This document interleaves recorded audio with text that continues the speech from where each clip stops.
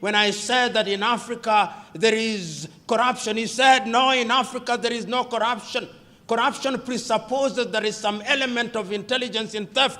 What we see in Africa is looting and theft on an industrial scale.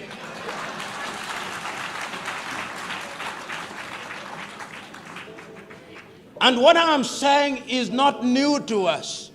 I never knew myself that there is any magic in the ballot box, that today, if I'm a pauper, upon being elected as a councillor or a member of parliament, suddenly my life changes dramatically.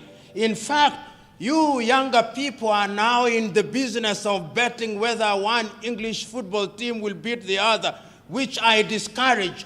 That is not where the jackpot lies. The jackpot lies in you are being elected a member of parliament in many African countries.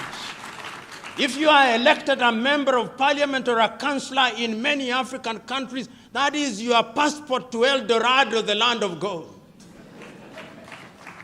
And the reason why that appetite is ever so sharpened, the members of parliament who are here will tell you that when they want to retreat to their rural homes like they will on Friday, they cannot just walk into their rural homes. There will be droves of people waiting for them. And when their cars are seen, they say, behold, the mobile ATM has arrived. Behold. And therefore, when one is appointed into any public office, because of the demands of the electorate, and this relationship between the African member of parliament or the African president and the electorate is a symbiotic relationship. It is symbiotic in a very perverse manner. And I suspect I'm misusing the word symbiotic, but I'll use it or misuse it nevertheless, to the extent that it explains my point.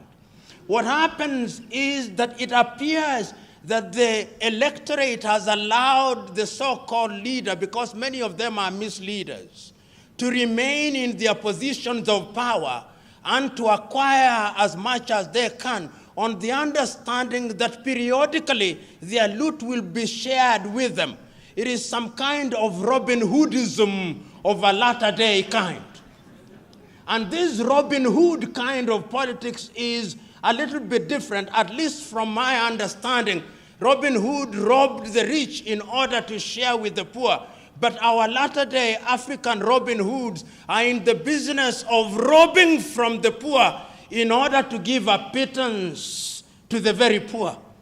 And this is what we are talking about today when we talk about commercialization.